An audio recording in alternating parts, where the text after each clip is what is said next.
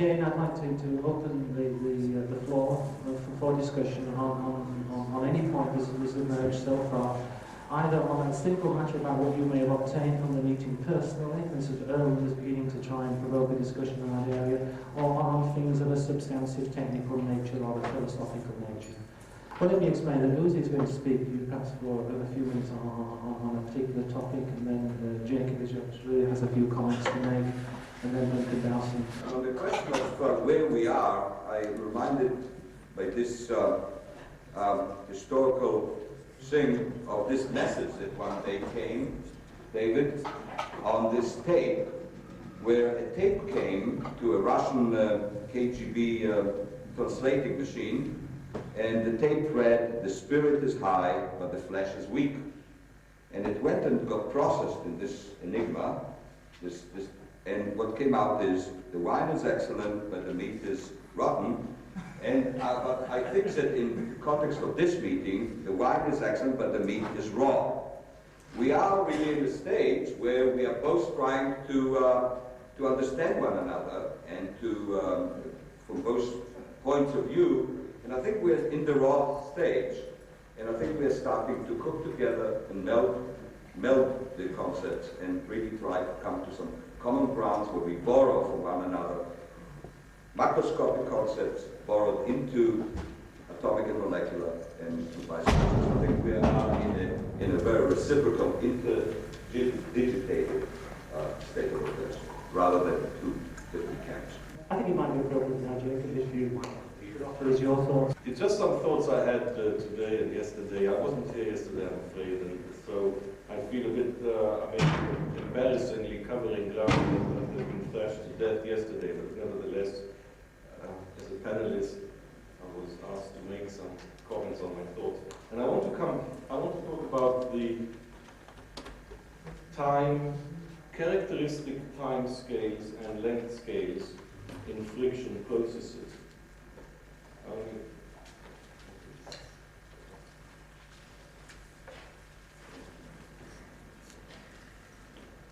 And I want to come back to something I was talking about, but I think that over the course of these 2 weeks, some of these things have clarified themselves better in my mind, and to some extent I want to maybe generate a little bit of a discussion around this point. Coming back to the idea of trying to relate adhesion to friction. Once again, if we bring surfaces together and then separate them, we adhere, we debond, load or unload, depending on whether the surfaces are metallic or whether there's capillary condensation or polymeric surfaces. Quite generally, we can get a number of different processes going on.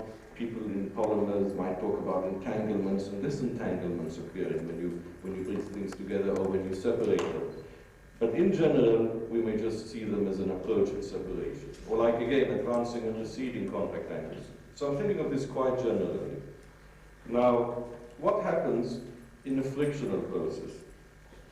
You could imagine that actually, irrespective of how small the interaction zone is, whether you're considering a single atom moving on a surface, or you're thinking of an asperity moving across a surface, you can think of the front part of it as being in this sort of state. It's sort of loading or entangling. It's the point where things are, this is meeting this part for the first time and adhering to it. Whereas the back part, and this could be, this is what I would now call a characteristic length scale, which could be an atomic dimension, or as I will mention in a little while, could be something much bigger. Could be an asperity dimension, or could be a dimension that's a number of atomic lattice spacings, as we shall see.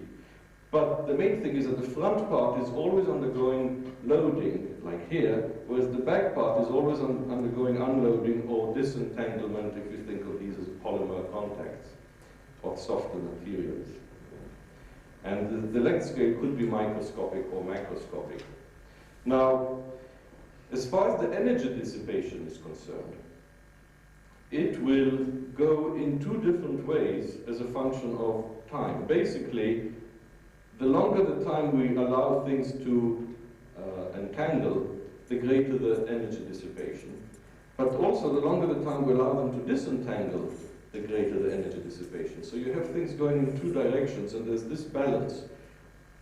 Let me try to clarify what I'm trying to get at.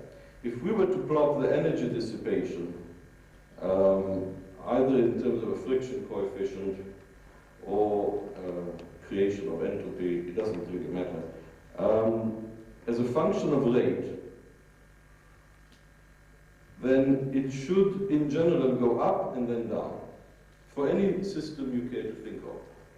The reason why it's low down here is because there's always time to be at equilibrium. There's always time to disentangle. It doesn't matter how much the things have got entangled, it doesn't matter how much the adhesion is. Of course, these rates may be unreasonably slow in some cases, as with metallic contacts, in which case one is relying on creep. On the other hand, with softer materials, polymeric contacts, they may not be that slow, but in that limit I would claim there's always low energy dissipation. In the limit of a high rate, again there's low energy dissipation, because now you don't give them enough time to entangle or form adhesive junctions, and therefore there's no energy dissipation because no energy can be transmitted over a given distance at which things move. And somewhere in between you're going to have a maximum. You probably even have the region here where you have stick slip. And that rate might be described in terms of some interfacial Weber number or Weisenberg number, which ultimately is a relation between the relaxations of the processes going on and the rate and the transit time. If we want to put this in terms of the model that Gary McClellan talked about, or the Tomlinson model, we may think of it as follows. We have these potential energy maxima and minima corresponding to moving along a lattice, and we have here, well, let's look at it this way. Here's the energy, here's the distance. Oh, certainly.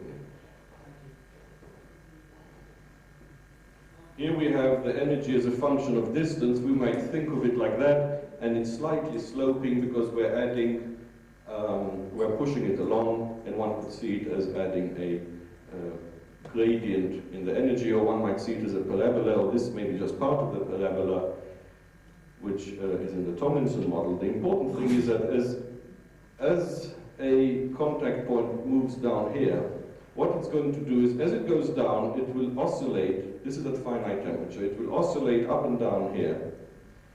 And assuming that it's gained energy in falling, as it oscillates, those oscillations will die down with time until it reaches thermal equilibrium, meaning the amplitude of the oscillations at that temperature, if they are equal to that,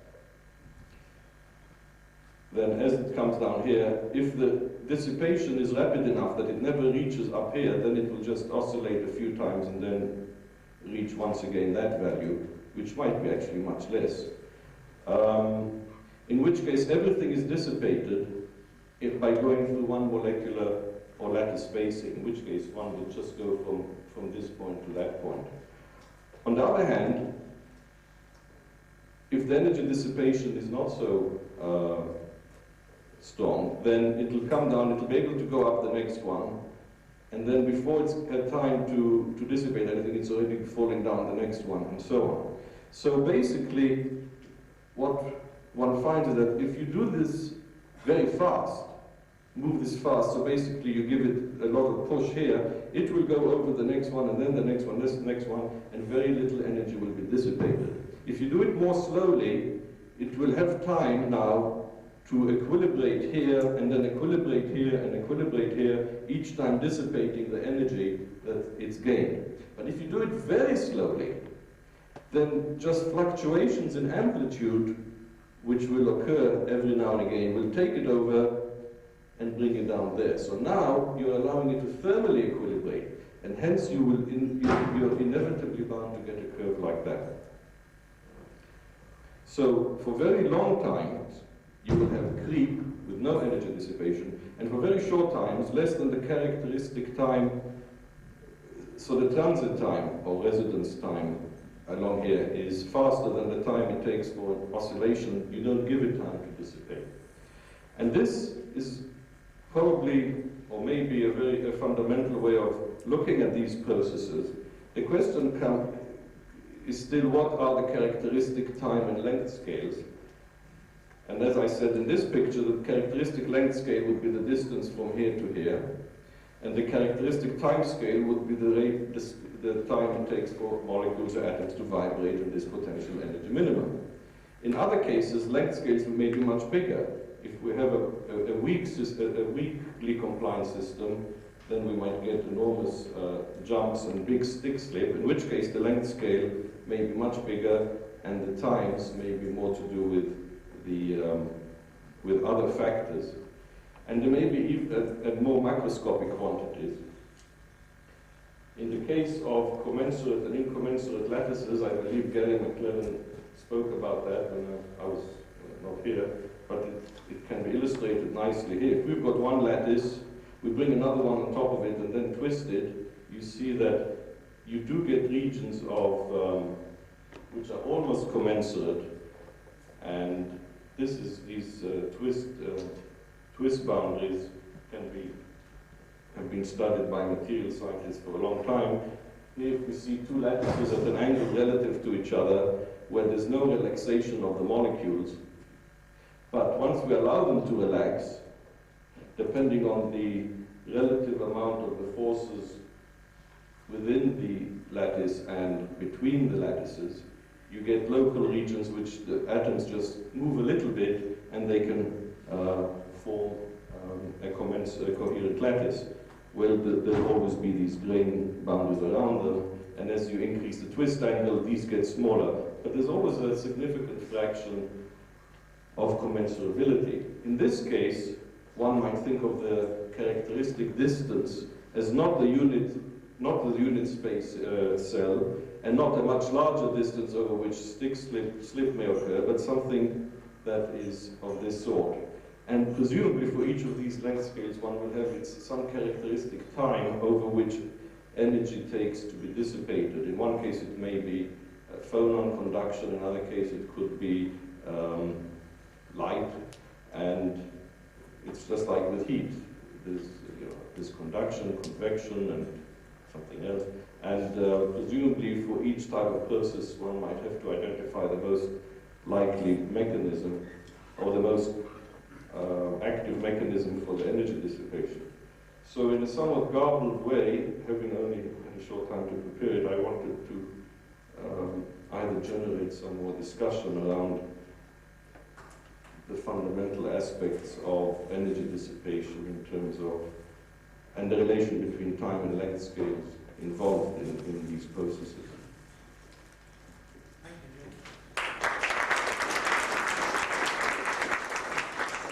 I was looking through this document that's been prepared based on the workshop yesterday, and timescales is one of the recurrent themes here. Yes, please.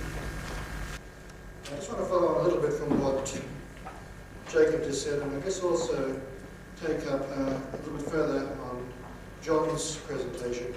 And one thing that seems to me that has not been discussed here very much, and perhaps it's not appropriate for this meeting, but it might be for future meetings, is the materials aspect.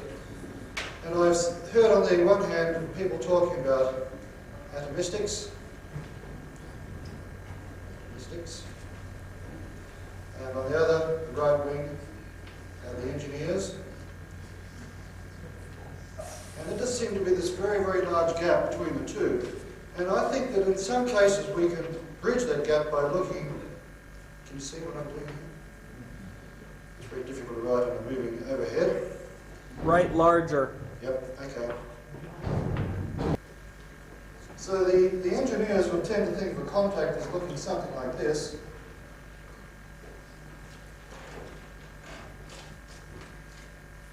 With a gross slipline field generated around the contact. And this is the kind of thing that you'll find in Ken Johnson's book.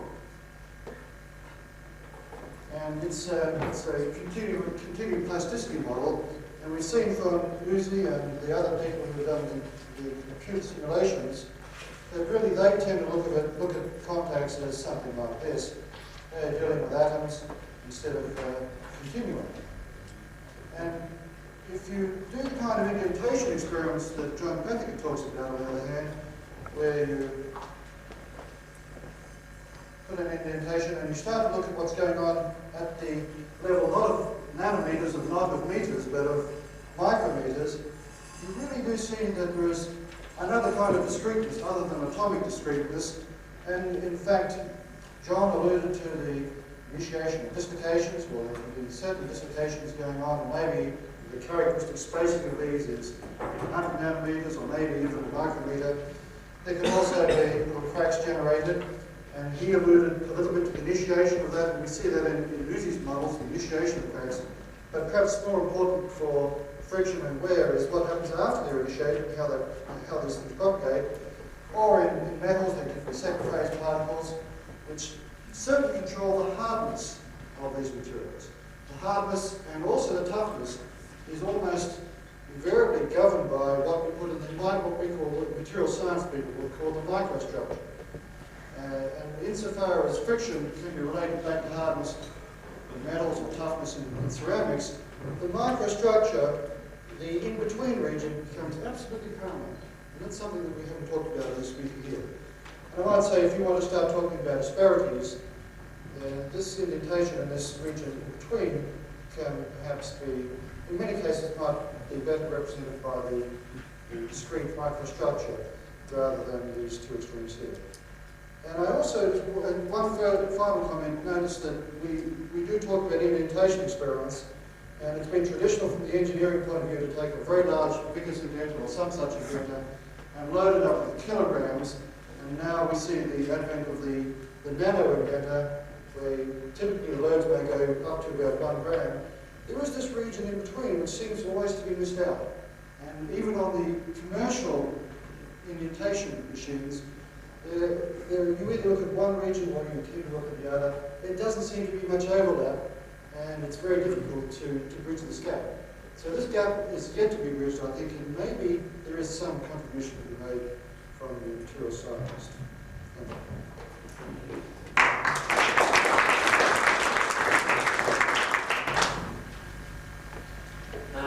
Would you like to speak to that topic? Long story short on that one, that's absolutely right, Brian. In fact, I was going to put up something like that on the view graph which didn't get there.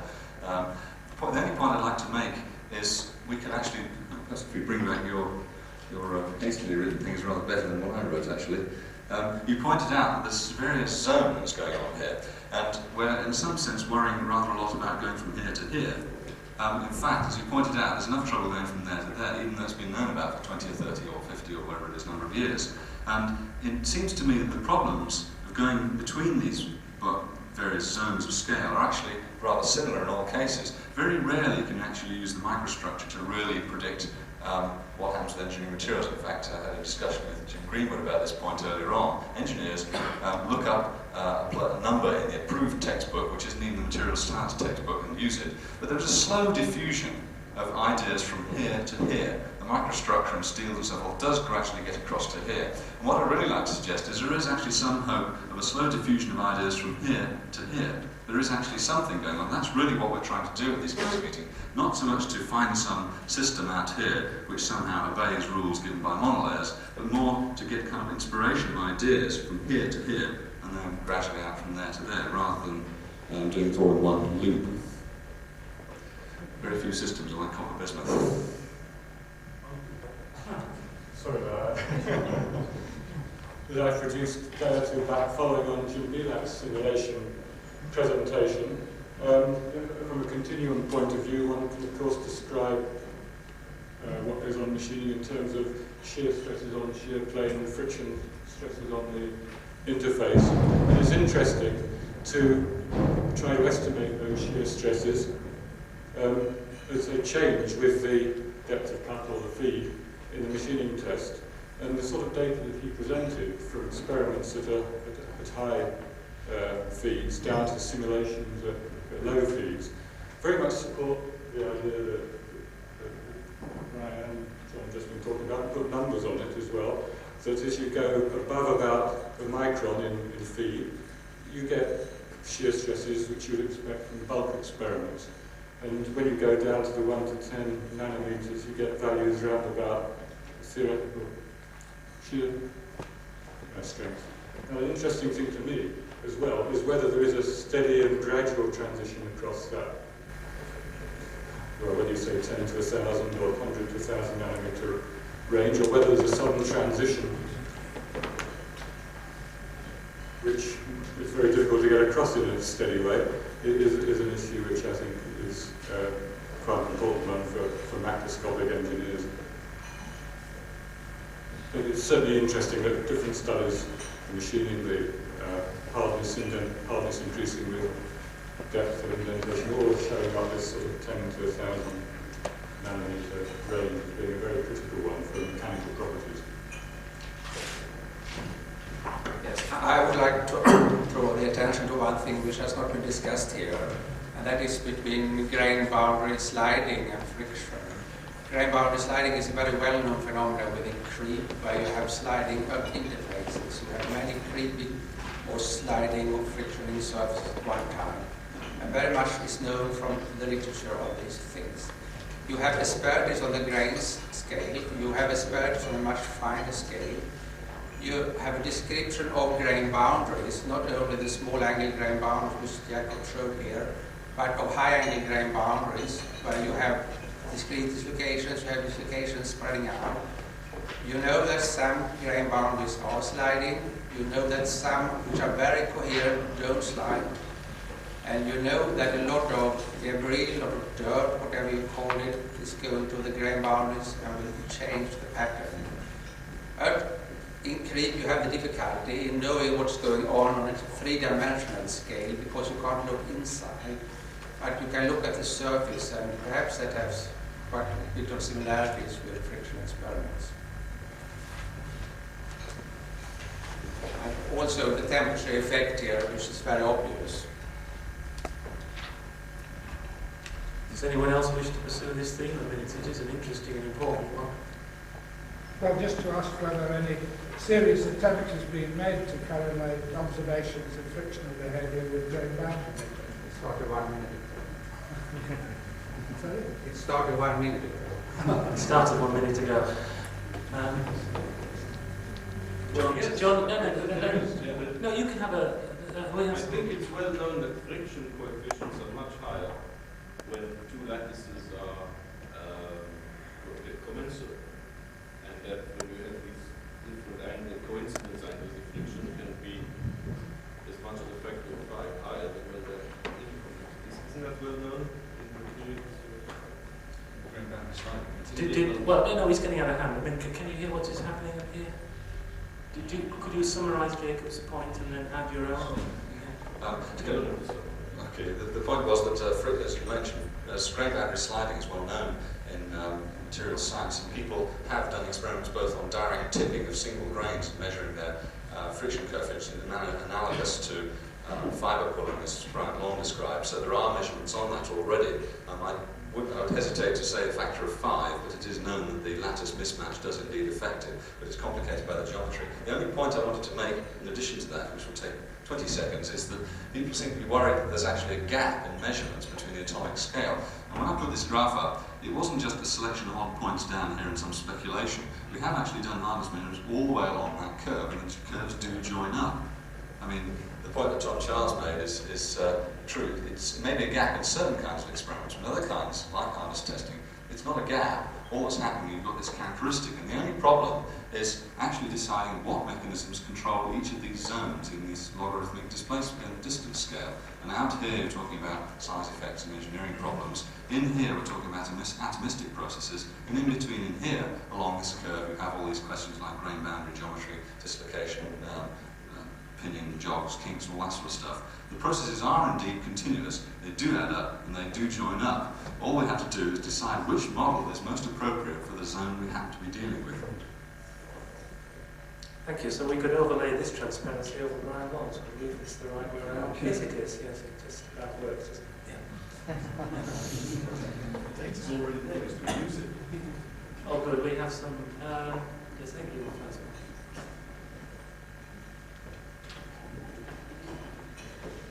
Just directly related to this plot, you might think that in the scale where you're starting to get 1 or 2 dislocations being generated at some crossover scale, you might see larger fluctuations.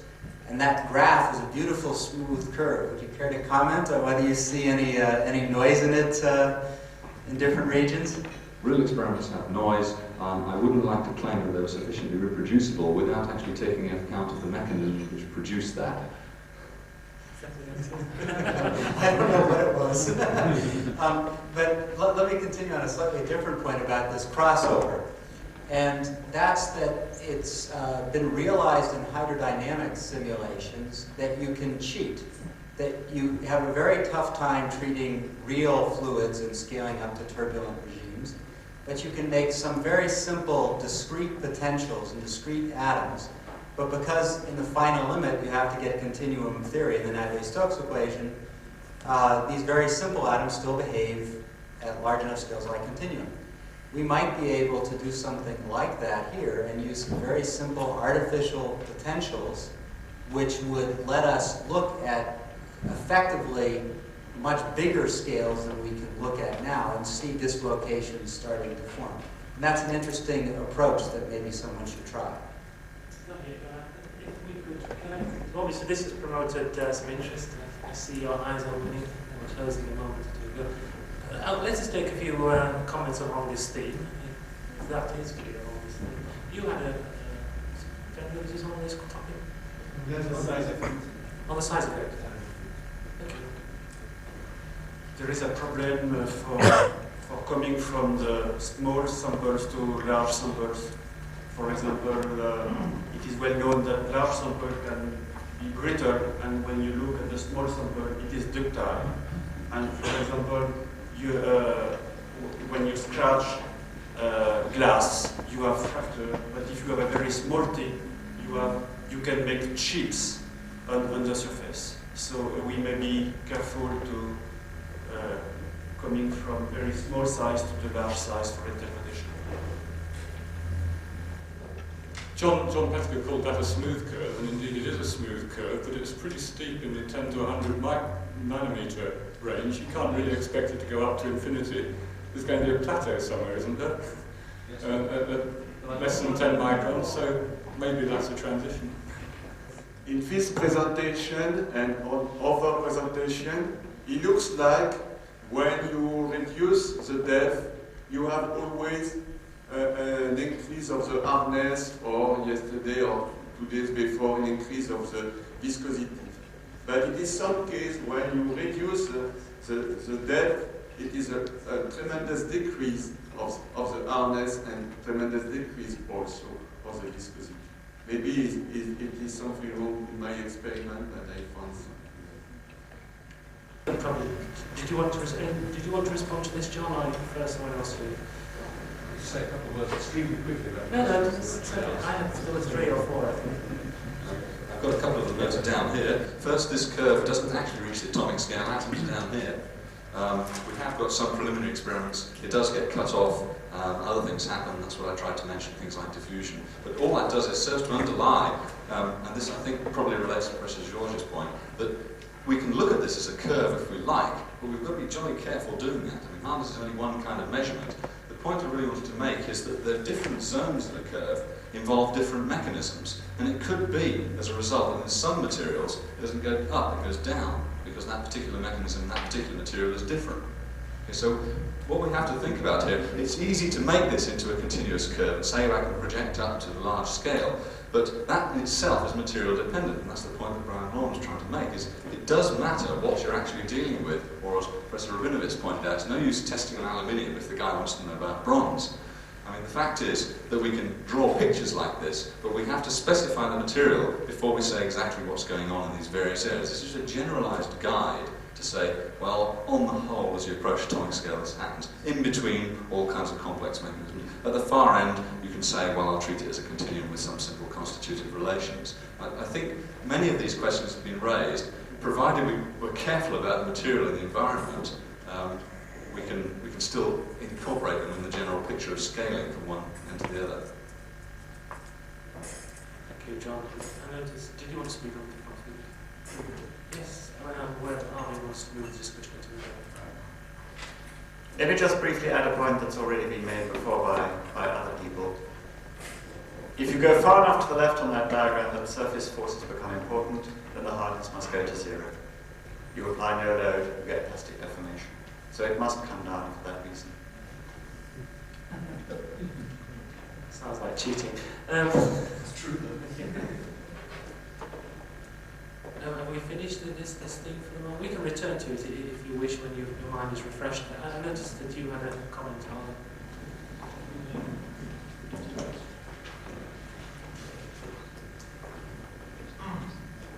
The reactor raised quite a lot last evening. A few of us here produced something there on that sheet of paper. What I just wanted to comment was one point is the problem of specification. Even in this particular test, or even in the last one, we heard, for instance, from Jacob's beautiful drawings. I gather it was probably a wearless friction kind of motion. So what one could say is what is wearless friction and what is friction which is automatically associated with wear, although you might not directly try to relate wear or try to investigate it, but you might like to specify it, or what is wear when you have adhesive transfer, so it's kind of a neutral wear, I believe. So if you take the whole system of two bodies, like Uzi showed when you get in its simulation, from one part of solid matter goes to the other part of this other solid, so it transfers. So what kind of processes are associated with a kind of mechanism? So the mechanism should be consistent with, I believe, on the macroscopic level we are used to it, like mass balance, momentum balance, that's the force, and the energy balance. So we did talk about energy dissipation and its relation to the impulse balance, so the force, and then we have to still deal with the mass balance. And I somehow find that at least one must be able to specify whether you are talking about a wearless friction in terms of mechanism or in terms of measurement. For instance, even here in hardness, if you are plucking or taking the indenter off, what is coming out? Are you really transferring material? Are you getting the material out? Or is it something that the material is first transferred to the second solid, and then something like Ernie Rabinowicz's mechanism, that the wear particles or the adhesion particles then at some critical level of surface energy and elastic energy stored in them fall out of the system. These kind of things need to be specified. Otherwise, it's probably not much meaningful to compare our ideas. Yes, please, Jacob. You want to use this microphone?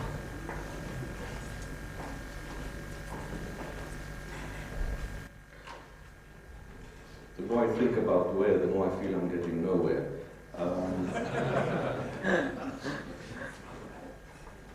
I must say that in the sort of systems that I've been involved with in my experiments, it becomes a very serious question of how one defines wear or damage. Because those systems involving surfactant, hydrocarbon surfaces, polymer surfaces, or even solid surfaces with absorbed liquid films, they may be damaged or worn, but they very quickly reheat. So that if you look at them at the end of an experiment, which is what one often does to look at wear or damage, one will find that it's the same as it was before. On the other hand, if you looked at them immediately after sliding, it would look different. In some cases, it may take seconds or minutes or even longer to reheat. So, in the case maybe of metals or brittle, ductile wear, it's not so difficult. But even there, I think that it may be, because what actually happens at the very instant when the slider leaves the part it slid on, that may then be followed by oxidation processes, diffusion of atoms, certain relaxations, until it sort of really equilibrates. So what you actually see, you must appreciate in a way, in general, is sort of, you're looking at it at an arbitrary time after the event, which is not telling you what happened during the event, and isn't even telling you what was there immediately after the event. And in some systems, like with the more fluid systems, such as surfactants and polymers, it tells you absolutely nothing. So maybe we need a definition of wear and damage, which unfortunately may involve a time scale in it. Anybody wish to add more to what Jacob was saying? It's certainly an important issue. I think none of us now believe that it isn't possible to have. I would like Ernie. I think that these correlation diagrams that Ernie plots are extremely useful things. And there's been many other instances where such correlation diagrams in condensed matter physics have made life not only easy, but way instrumental to the right place to look for trends and phenomena. One thing that will be very interesting, and I will be very happy to help you with that, Ernie, and I'm sure that there are many other people who wake up, that to actually try to correlate, since you have this huge database of knowledge about various materials, to correlate those with some of the known atomistic properties of these materials, to start producing correlation diagrams of the natures that you have produced, but rather than putting the more macroscopic correlating versus some microscopic things. And it might actually be a trend that will help. I don't know how you feel about that kind of possibility, but it's totally useless.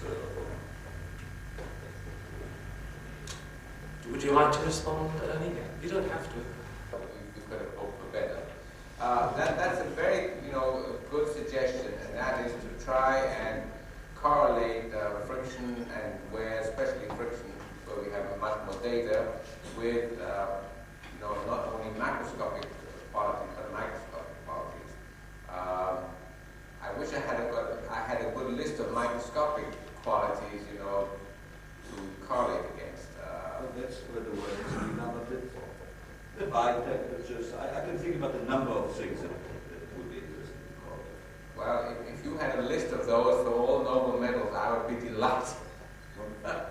Anybody else here, has a list of obscure quantities, and what's most important?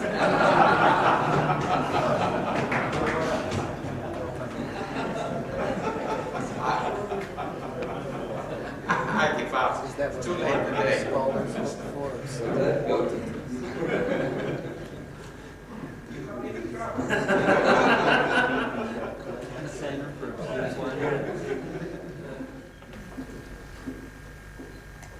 Would anyone care to speak further on obscure quantities?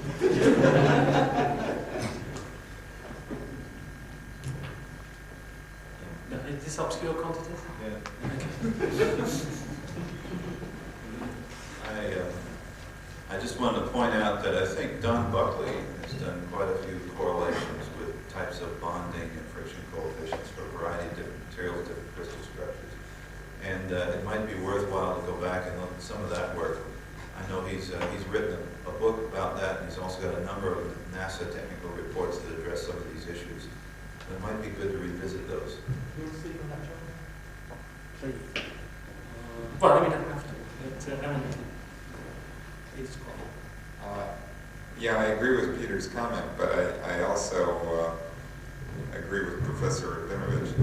I think there's a danger in basing everything on one set of data, and I think where there's been a serious lack is that there hasn't been enough attempts to reproduce a body of experiments, and I think that that's really an area that should be concentrated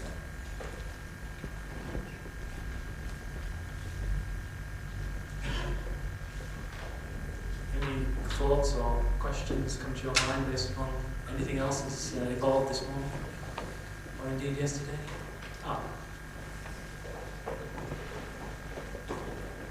Since I didn't have much of a chance to attend sessions 1, 2, and 3, I'd like to ask a question which may have been answered, but I was looking over Professor Johnson's introductory abstract where he listed the various failure criteria, and while I've only skimmed through some textbooks, as I recall, there's no fundamental connection between failure criteria and materials.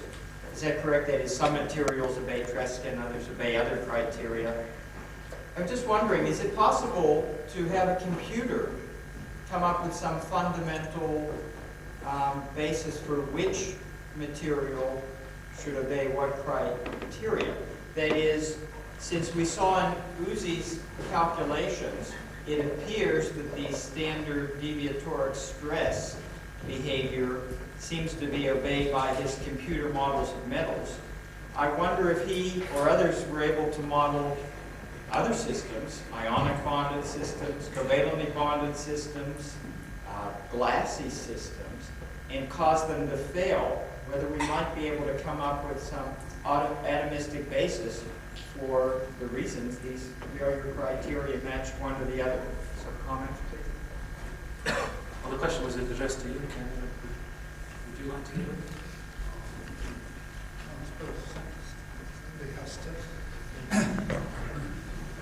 There was a little bit of discussion on this point when it was raised before, and I don't have much more to add than what I said then, that we've always regarded it as a matter of the yield criteria have to obey certain mathematical rules within the context of an idealized material, such as isotropy and homogeneity. And that does restrict, in some ways, the forms that are mathematically consistent and acceptable. So you can't just invent these criteria at random. And when you've done that, to choose between the alternatives that satisfy those criteria, I think the general view of people like myself is that you go to the laboratory and test them. If you discover that some materials like mild steel and structural steel tend to follow Tresca, and most other isotropic metals tend to follow von Mises, you can then perhaps try and ask the question, what are the physical reasons for this?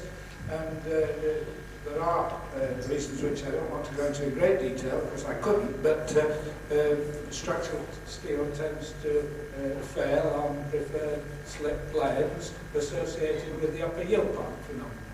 So these are partial answers to your question, but I would prefer to go to the laboratory than the computer to answer it.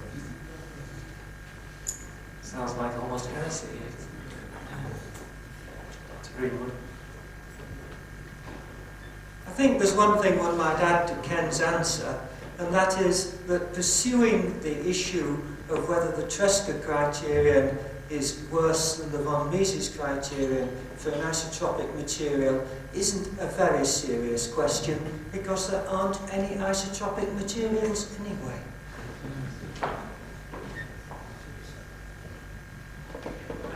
Liquids are isotropic materials. Oh, well, that was just by way of introduction. Professor Dowson was now going to speak on a few ideas he has, philosophical points, but mainly within the context of, well, perhaps let him speak for himself.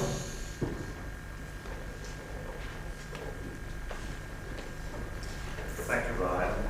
I think that before making a few observations on the meeting itself, I would like to take this personal opportunity to thank the organisers for providing me with the opportunity to attend. It has been a remarkable experience for me, and I think I would echo David Tabor's comment.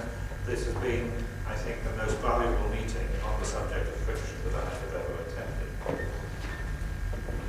We have heard quite a lot about the subject of friction from the atomic scale up to the macroscopic scale.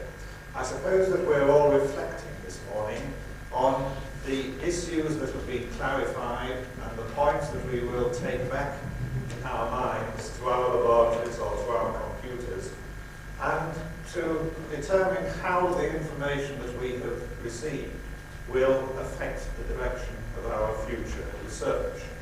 The answer will be different depending upon where you come from, what your backgrounds are, whether you are physicists concerned with the atomic scale, or whether you are an engineer trying to design the next generation of jet engines.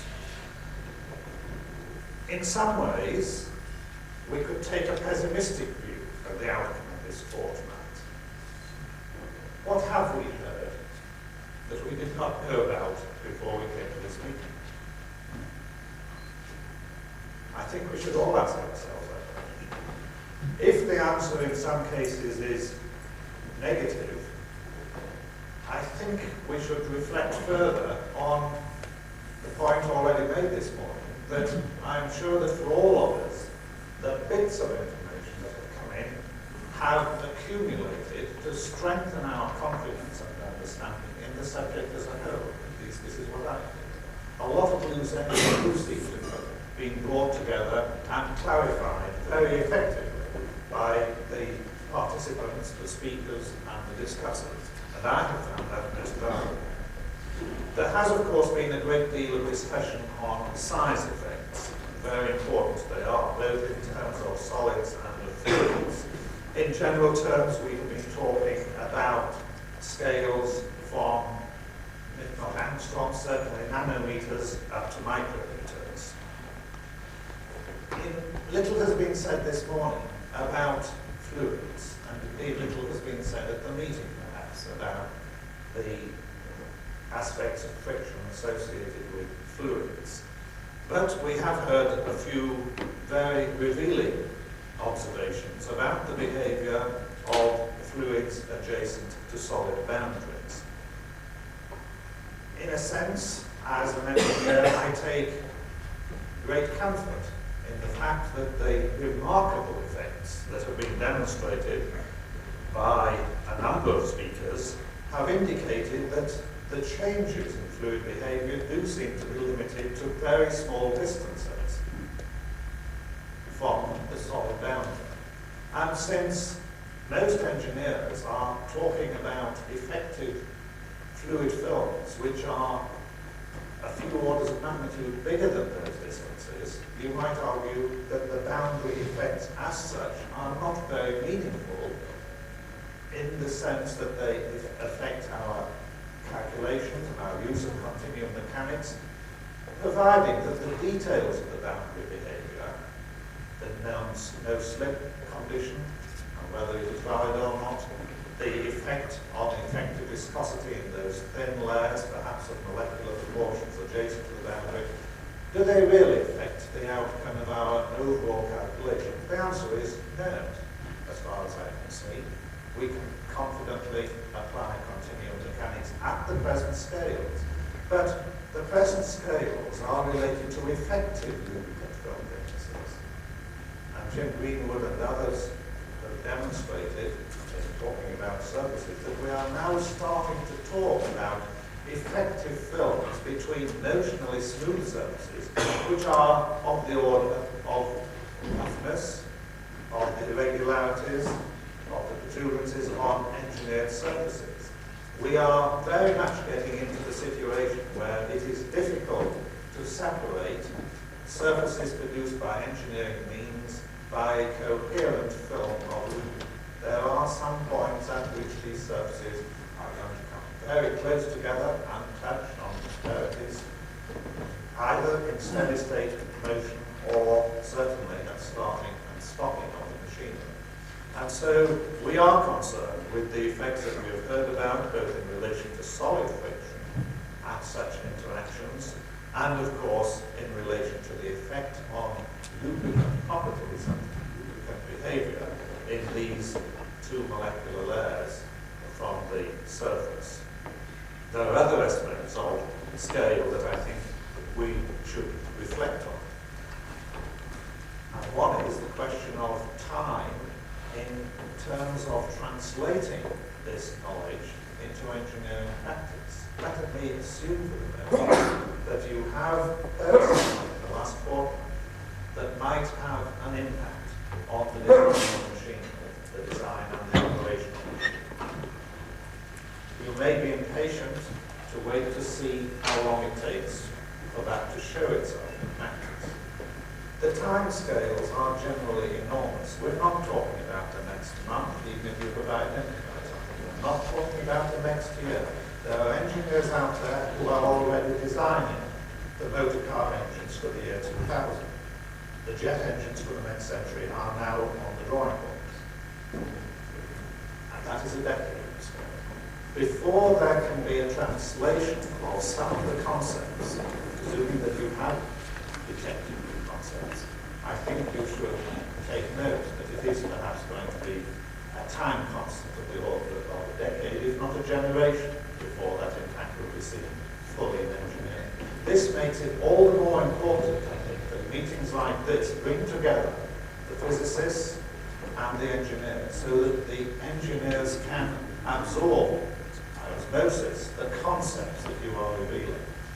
Don't shut us up because it is going to take us 10 years, if not 20 years, to incorporate some of the development. It's important that these ideas feed into our consciousness so that we make sensible, I hope they're sensible developments and sensible applications of the understanding of friction in the future. Little has been said about the subject of wear in this meeting, and perhaps I was slightly surprised that there was not greater emphasis, greater attention to the results of friction and whether the process is intimately related to the production of wear particles. What is the morphology of wear particles? Is there anything to be learned from that that we could feed back into the understanding of the friction process? For example, there's quite a lot of studies in the field of wear about the size and the nature of wear particles that is quite revealing. I heard a year ago Professor Kato from Japan give an illuminating talk, and he would have us believe that as I walked across this wooden floor this morning, that with every step I took, between 1,000 and 10,000 wear particles were produced between my shoe and the floor. Maybe the size and shape of the wear particles does have something to say about the processes involved, the interactions of the solids associated with those friction and wear. And perhaps we should have devoted a little bit more time to that interface than we have had time to do. Maybe, Erwin, you should start thinking now about the subject of your next ASI. I think that, in conclusion, I would like to say that there is also another aspect that I think is important. As I listen to physicists and scientists discussing in infinite detail the atomic interactions, I think there is a feeling at times that comes through, at times I think it has been apparent even in this meeting, of competition between science and engineering. That, I think, is totally wrong and misleading. Certainly from the engineer's point of view, in my experience, we love the opportunity to try to hang on to the physical concepts, to the understanding of basic interaction between solids and liquids and all phases of matter. We may not fully understand it, we don't fully understand it. But it is most important that we try to keep the communications as strong as possible. I hope equally the scientists will not be too frustrated by the fact that it takes us 10 or 20 years to incorporate your Viking ideas, designing better skis or whatever it might be, but that you provide an opportunity for this interaction between groups of people who all have one objective, and that is to understand the laws of physics in order to apply them as effectively as we possibly can for the good of society through the manufacture of reliable, efficient, and sensible products.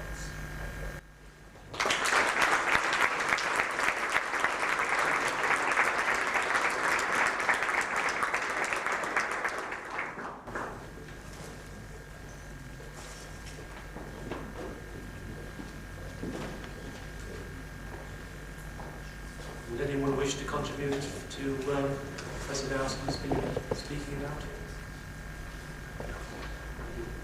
Well, it's my sad pleasure in a way now to close this session. I'd like first of all to thank personally the panel for their support and patience keeping with me and regret interrupting you, and also to thank you participants here for your support in producing what I think has been a revealing and an interesting discussion, which I personally enjoyed.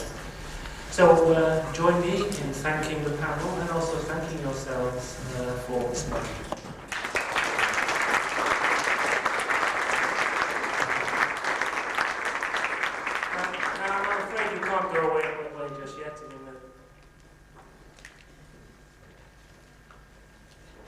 I suppose we ought to thank the chairman. He's looking tired and he's carried a very big burden.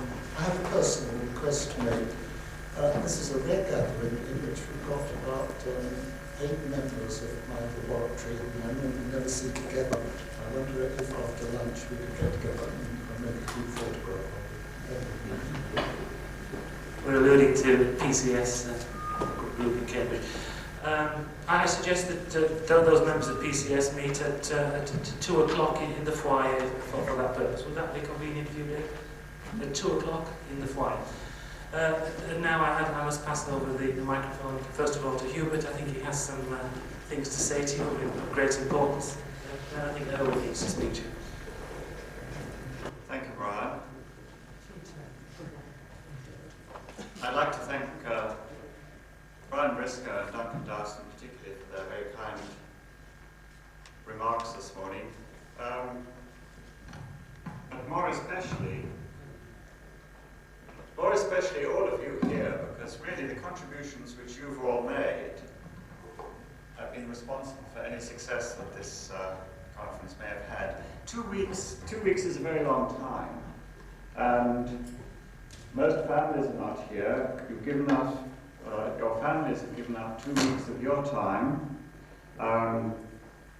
and those of us whose families have come have been on their own while we've been working quite long hours, so they should be thanked. But luckily, particularly thanks to Professor Jorn Holland, we've had these marvellous trips and expeditions. And so really I think that we owe an enormous amount to Professor Holland and his colleagues from the Glasgow University.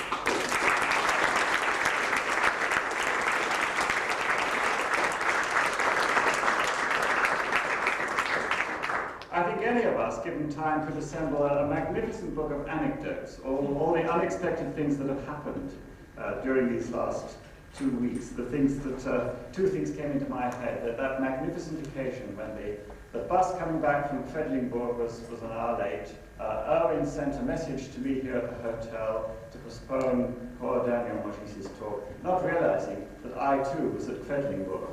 And so that message never got through. I think of the very first night when, thanks to a certain glitch that came into the proceedings, frantic photocopying was going on till about 1 o'clock in the morning. I can't think how the hotel's photocopier survived. It's really hats off to Janet Atkins, to Emmy Pollock, to Joan Singer, and Jonathan and Pia Singer, and all the hotel staff too, Frau Harling and Frau Wilke, for coping with these tasks from day to day as well as at the beginning. So we owe an enormous a lot to all these people.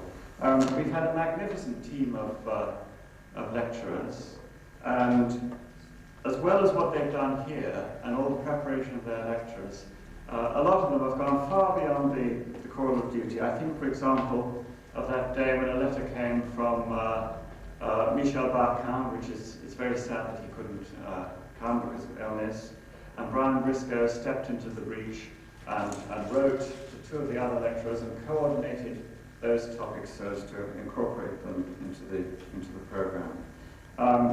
Last of all, I cannot imagine how this meeting would have been possible without Merton Atkins. I tried to persuade him to come here so he would thank him. I don't actually see him unless he's hiding behind a curtain. But you've seen what he's done here during these last 2 weeks. What he did before the conference began, although spread over a large number of weeks, ever since January in fact, was an order of magnitude more work again, beyond what he's done here.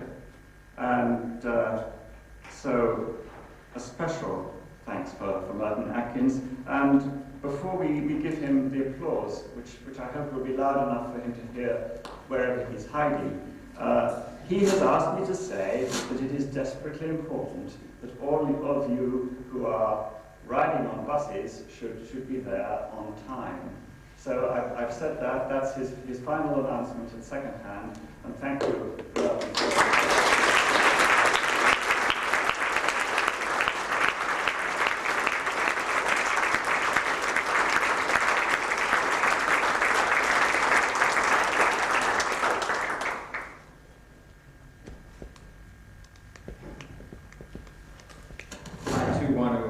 thank all the people that Hubert mentioned. A meeting like this could not possibly happen without the cooperation of all the people. And of course, the cooperation of all the attendees. It's been fun getting together. It's been fun seeing how the people interact. The panelists, the lecturers have done a marvelous job of not only giving themselves for the lecture, but also taking the time, meeting with small groups. I think that's why 2 weeks is survivable in an institute like this. Everyone is doing what he or she likes best. I did have a few things I'd like to give away. First of all, one of the things that really impressed me was how Uzi Landman not only comes to give, but he comes to collect. And Uzi has not only given us insights, but I see him every morning, afternoon, and evening collecting ideas, his novel in fracture mechanics and everything. But the one thing I've never heard Uzi talk about doing is an actual experiment in the lab. So I felt that it would be very appropriate to give Uzi the first portable atomic force microscope to play with on his way home. Here it is. Do you see it? This is an atomic force microscope. You can adjust the magnification. And if you're lucky, you can actually get the tips to come together for Angstrom scale.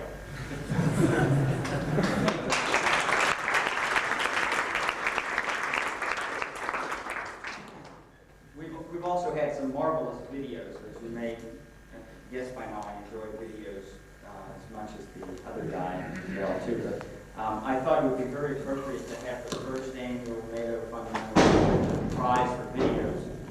And it was a difficult choice, but I thought that for this particular occasion, I would give a prize to a very stimulating video shown by Judith Harrison, which was a combination of her work and Don Brenner's work. Now, as you recall, her work had to do with the chemistry in diamond, but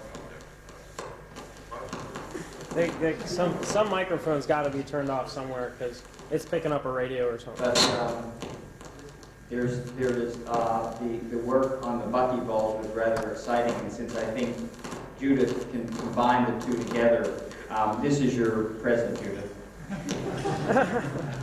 Think about it.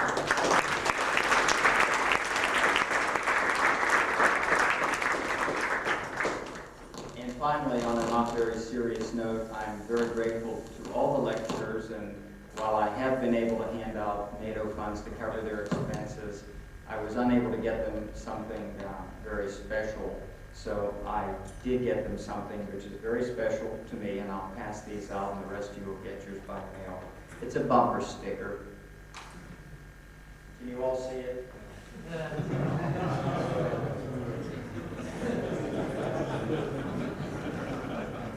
Anyway,